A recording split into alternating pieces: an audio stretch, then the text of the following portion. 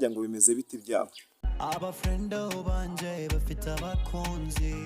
wowe se waterese yatereta nisifate ngaho reka tureke amagambo mbwira icyo ushaka ko ngufashe nanjye ndashaka gukundana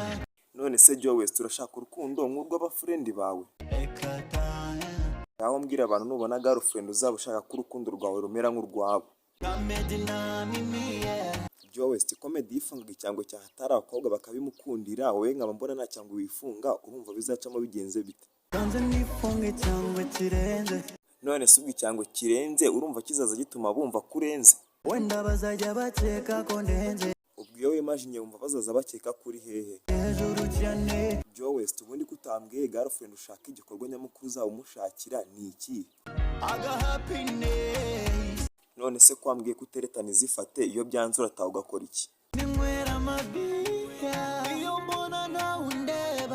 ubwo iyo wibese ukanywa amabiya abafrendi bawe bazakumva guhumuraho bavuga ngo iki banshinja ubusambo ngo ndimana cyane kenisoro kuri mukuru iyo urebye jowest ubu ureba bimeze bite ibintu byafashe umurego ngaho ugira icyo umubwira ko ibintu byo guteretana izifate akaza agura amabiya yo kunywa ugenda umaramo igishoro Kevin ko bavuga yuko nawe ibintu byakubayeho tubwire ni irihe somo byagusigiye Afrique tubabaye tugira inama y'inzira twabinyuzamo kugira ngo jowest abone umukunzi nanjye nshaka gutereta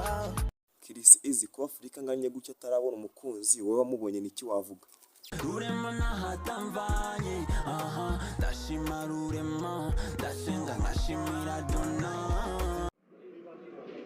Thank you for watching this video. Please subscribe, share, like and comment. We love you.